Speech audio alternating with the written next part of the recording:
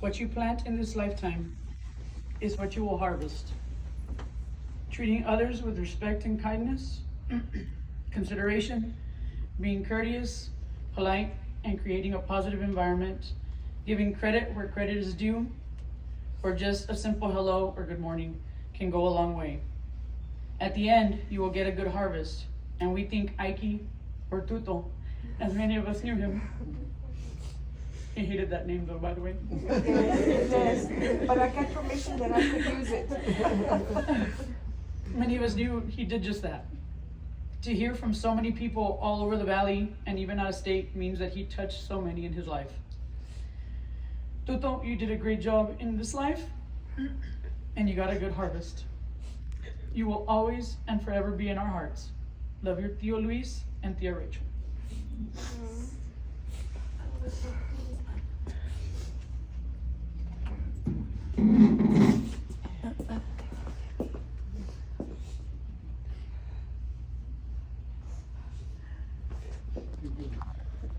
Hello everybody. The family has asked me to share a few words and a special story on their behalf. And they would like to take a moment to thank everybody that joined us in this moment of sorrow for Ike Galindo III, a beloved son, brother, father, nephew, cousin, friend, and the list goes on.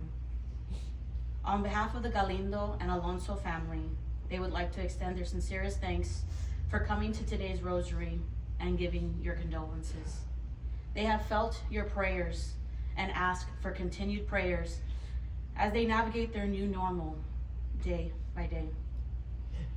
I was asked to share with you all a very special moment that my aunt and uncle experienced a couple of days ago.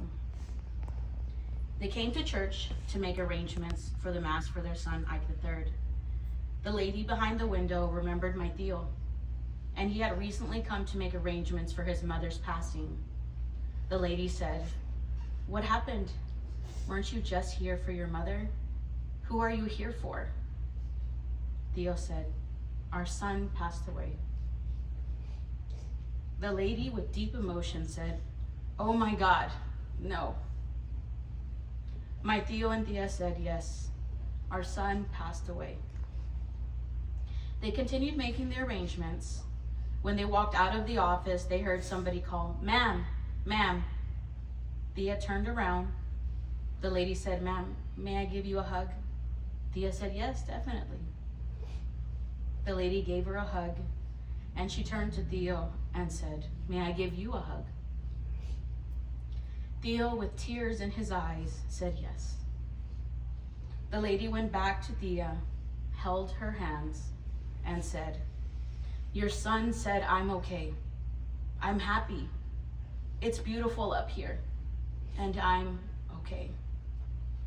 Then she turned to Tío and said, "Your mom said she's happy that our firstborn grandson is here with me." The thing is, how did the lady know that Ike would use the words, "I'm okay"? Every time Tía Tina would ask Ike, "How are you feeling?" he would say, "I'm okay." And how did the lady know that he was the firstborn grandson? They didn't talk about that during the arrangements. How did the lady know that Ike would say, "I'm okay," and that he was the first grandson? They hadn't spoken about it. So how did she know? And whether that moment was a gift from God, a message from heaven, or simply the comfort of a grieving heart, it brought my tío and tía peace. And today, that peace is something we all hold on to, knowing that Ike is okay and that he is not alone. And before I end, I would like to share a message from Ike's daughter, Kendall. She says, "To everyone here, it makes me so happy and brings me comfort seeing how loved my dad is.